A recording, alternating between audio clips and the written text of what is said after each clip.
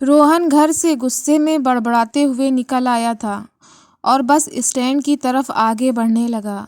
रोहन मन ही मन बड़बड़ा रहा था, पता नहीं कितने पैसे छुपा के रखे हैं, लेकिन मेरे लिए एक बाइक नहीं ले सकते। अब मैं यहाँ से चला जाऊँगा और तब तक वापस नहीं आऊँगा जब तक मैं खुद के पैसे से बाइक न खरीद लेता। रोहन बड़बड़ाता हुआ चल रहा था। इतना सोच ही रहा था, तभी रोहन के पैर में कुछ चुभने का एहसास हुआ। नीचे देखा तो समझ आया कि जल्दबाजी में पापा के जूते पहन आया हूँ। उन जूतों में कील उभरी हुई थी, जो पैर में बार बार घाव किए जा रही थी।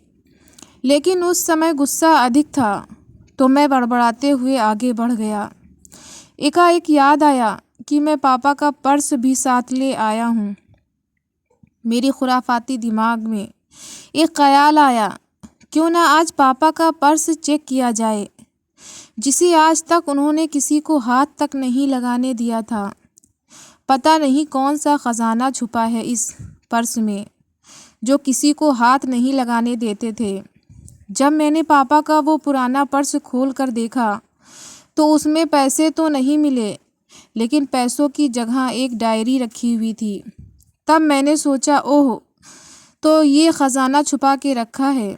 मैं समझ रहा था कि यहाँ पापा ने लिखा होगा कि किसने कितने पैसे लिए हैं और किसको कितने पैसे दिए हैं, लेकिन मैं गलत था। जब मैंने उस छोटी सी डायरी का पहला पेज खोल कर देखा, तो वहाँ पर जो लिखा था वो थोड़ा सीरियस कर देने वाला था। डायरी में जो लिखा था उसे पढ़ने के बाद मेरे चेहरे पर जो एक्सप्रेशन थे वो गायब हो चुके थे, क्योंकि डायरी में वैसा कुछ नहीं था जैसा मैं सोच रहा था। वहाँ पर उन पैसों का हिसाब लिखा हुआ था, जो अलग अलग कामों के लिए अलग अलग लोगों से उधार लिए गए थे। उस लिस्ट में कंप्यूटर के नाम पर भी पैसे लिए गए थे। कुछ यूं ही लिखा था, 50,000 बेटे के कंप्यूटर के लिए। ये वही कंप्यूटर था जिसे मैं आज तक यूज़ कर रहा था, लेकिन मुझे ये पता नहीं था उस कंप्यूटर को ख़रीदने के लिए पैसे कहाँ से आए थे। लेकिन आज पता चल रहा था। मुझे आज भी याद है जब मैंने पहली बार कैमरे के लिए ज़िद की थी, जो मेरे पापा ने मुझे 2 हफ्ते बाद मेरे बर्थडे पर लाकर दिया था, जिसे देखकर मैं बहुत खुश हुआ था। और मुझे खुश देखकर मुझसे कहीं ज़्यादा अगर कोई खुश था तो वो थे पापा। अब मेरे चेहरे से गुस्सा एकदम गायब हो चुका था। जब मैंने आगे का पन्ना पलटा तो वहाँ पर कुछ विशेज़ लिखी हुई थीं। पहली जो विश थी उसमें जो लिखा हुआ था, अच्छे जूते पहनना। ये बात मेरी कुछ समझ नहीं आई। तभी मेरा पाँव अचानक सड़क पर भरे हुए पानी पर जा पड़ा और तभी मेरे पाँव में कुछ गीलीपन होने का एहसास हुआ। जब मैंने जूता उतार कर देखा तो उसका तला टूटा हुआ था। ये सब देखकर मुझे डायरी में लिखी हुई बातें याद आने लगी।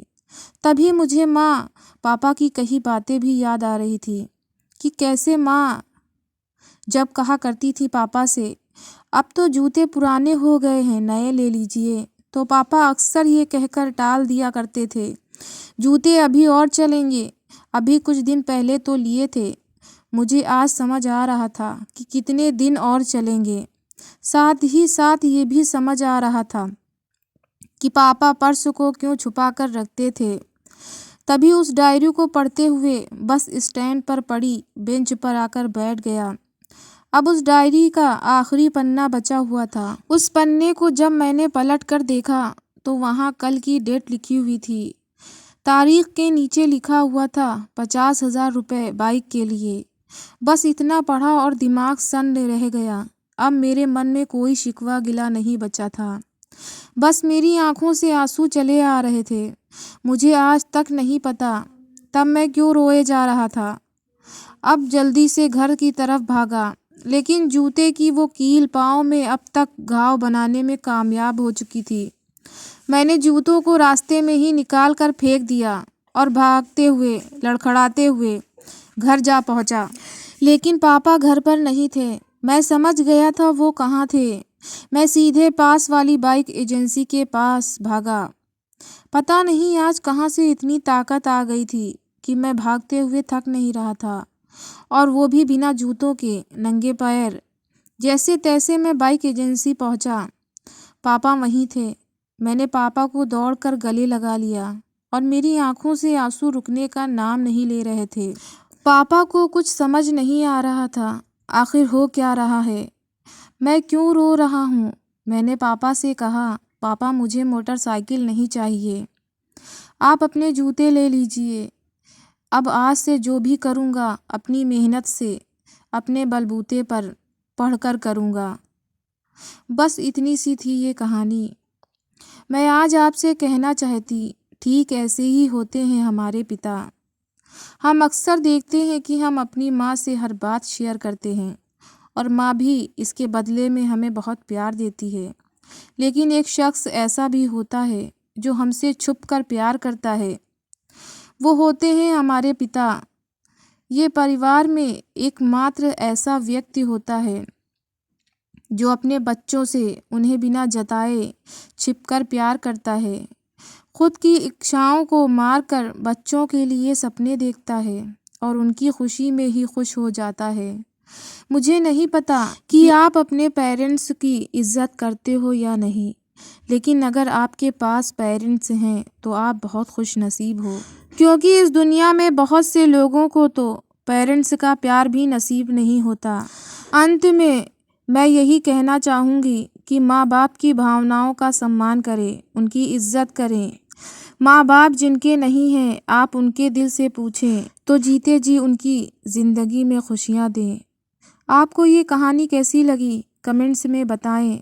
हमारे चैनल को सब्सक्राइब करें।